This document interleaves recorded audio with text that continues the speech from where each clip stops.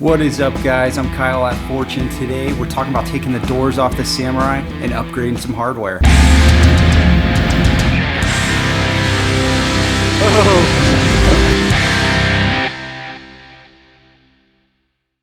I wanted to make this video for a few reasons. The first being, I've seen this come up so many times online. People are asking, how do you get these bolts out of my door hinges? I cannot get the doors off my Samurai. The second reason being, these bolts are way too big to be Phillips heads, and I am encouraging all of my Samurai brothers and sisters to get rid of these Phillips heads and replace them with something better and stronger. Like many of you, I went to go take my doors off the Samurai and I found out the hard way that my bolts for the door hinges are pretty much stuck in the truck and didn't look like there was going to be a very easy way to get them out.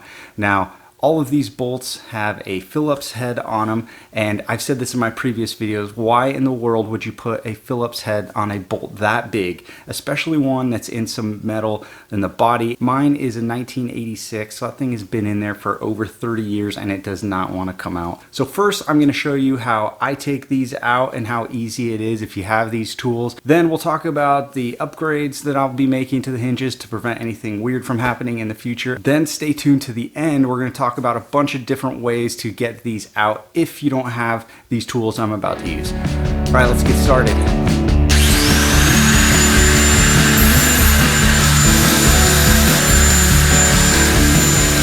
Here's the nut I'm going to be using. This fits perfectly into a 12mm wrench. It'll be just enough to break them loose. Here's a 1.25 inch long bolt that threads into it that I can put my welder ground onto.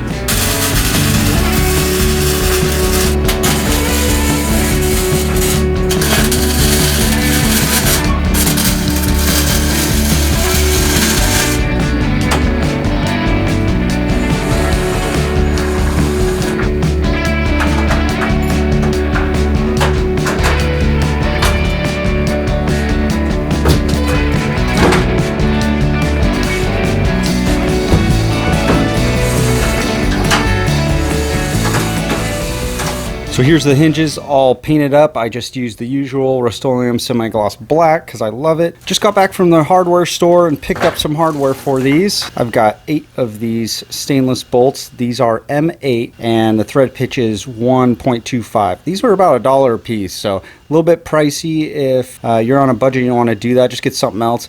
I just wanted these because they will look good and hold up well to the weather. So that's what I've got, and I just got a couple of washers for each one. Gonna throw some of this anti-seize lubricant on there. Not a ton of it, but just a little bit to help get these off in the future. Really, you'll only be needing to take off the ones on the truck side here, but I'm just gonna do both just in case I end up taking these off for some other reason. I just don't want these to seize up on me at all.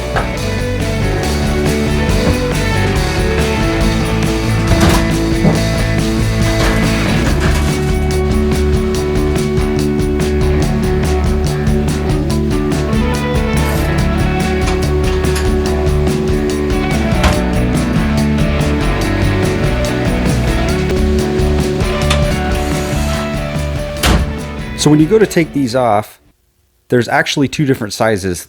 The top bracket and the bottom one are actually not the same. You'd think they would be just by looking at them, but you can kind of tell right here, these bolts are a little bit further away than those. So don't worry about getting them mixed up. They only go in either top or bottom, so it's really easy to put them back together. So here's the culprit right here.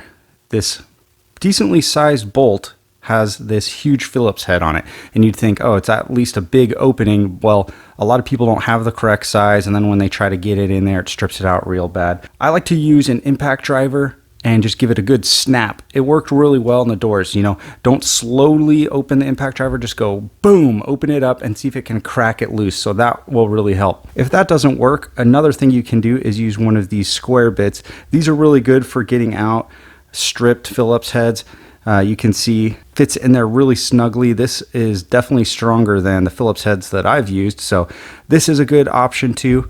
If that fails, another is putting a slit down the middle with a saw, file, cutoff wheel, whatever you've got, and making a huge flathead opening that you can use to get that out. Now, flatheads are much easier to use, especially a screwdriver.